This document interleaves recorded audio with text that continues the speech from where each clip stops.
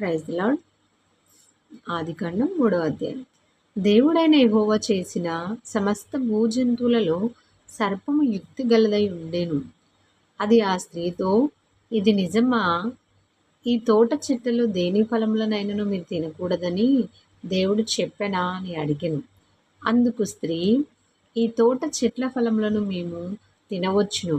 అయితే తోట మధ్యనున్న చెట్టు ఫలములను గూర్చి దేవుడు మీరు చావకున్నట్లు వాటిని తినకూడదనియు వాటిని ముట్టకూడదనియు చెప్పనని సర్పముతో అనెను.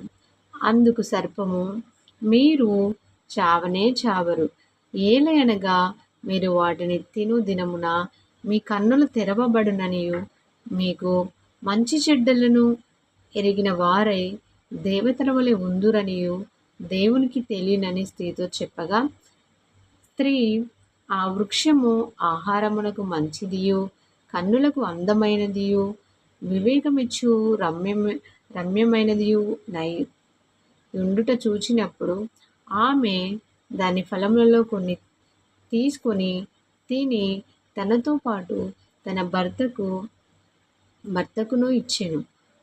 అతడు కూడా తినెను. అప్పుడు వారిద్దరి కన్నులు తెరవబడెను. వారు తాము దిగంబరులమని తెలుసుకొని అంజూరపు ఆకులు కుట్టి తమకు కచ్చడములను చేసుకునిది. చల్లపూటను ఆదామును అతని భార్యయు తోటలో సంచరించుచున్న దేవుడైన యెహోవా స్వరమును విని, దేవుడైన యెహోవా ఎదుటికి రాకుండా తోట చెట్ల మధ్యను దాగుకొనగా, దేవుడు యెహోవా ఆదామును పిలిచి, నీవెక్కడ ఉన్నావనెను. అందుకతడు, నేను తోటలో నీ స్వరం వినినప్పుడు దిగంబరునిగా నుంటిని గనుక భయపడి దాగికొంటినెను. అందుకాయన, నీవు దిగంబరివని నీకు తెలిపిన వాడెవడు? నీవు తినకూడదని నేను నీకు ఆజ్ఞాపించిన వృక్షం తింటివా అని అడిగెను. అందుకు ఆదాము, నాతో నుండుటకు నీవు నాకిచ్చిన ఈ స్త్రీయే ఆ వృక్షములను కొన్ని నాకియ్యగా నేను తింటినెను. అప్పుడు దేవుడైన యెహోవా స్త్రీతో, నీవు చేసినది ఏమిటని అడగగా, స్త్రీ, సర్పము నన్ను మోసపుచ్చినందున తింటినెను. అందుకు దేవుడైన యెహోవా సర్పముతో, నీవు దీన్ని చేసినందున పశువులన్నిటిలోనూ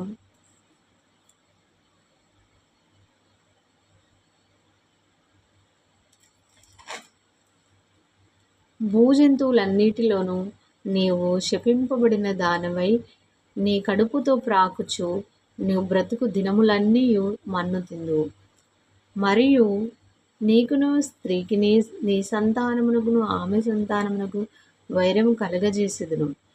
అది నిన్ను తల మీద కొట్టును, నీవు దానిని మడిమ మీద కొట్టు అని చెప్పెను. ఆయన స్త్రీతో, నీ ప్రయాసమును నీ గర్భవేదనను నేను మిక్కిలి హెచ్చించెదను. వేదనతో పిల్లల్ని కందువు. నీ భర్త ఎడల నీకు వాంఛ కలుగును, అతడు నిన్ను ఏలునని చెప్పెను.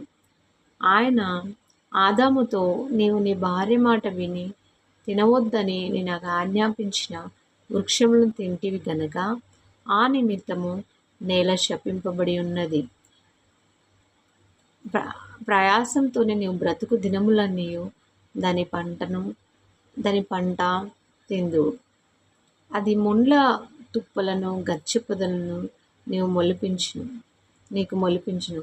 పొలములోని పంట తిందు. నీవు నేలకు తిరిగి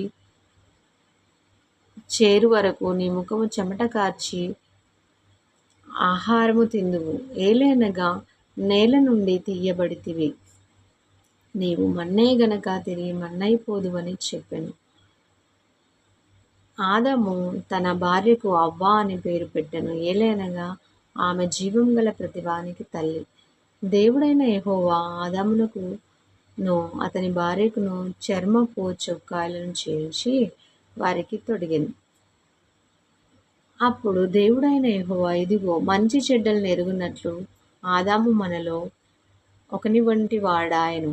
కాబట్టి అతడు ఒకవేళ తన చేయి చాచి జీవ వృక్షములను కూడా తీసుకొని తిని నిరంతరము జీవి జీవించునేమో అని దేవుడైన యెహోవా అతడు ఏ నేల నుండి తీయబడినో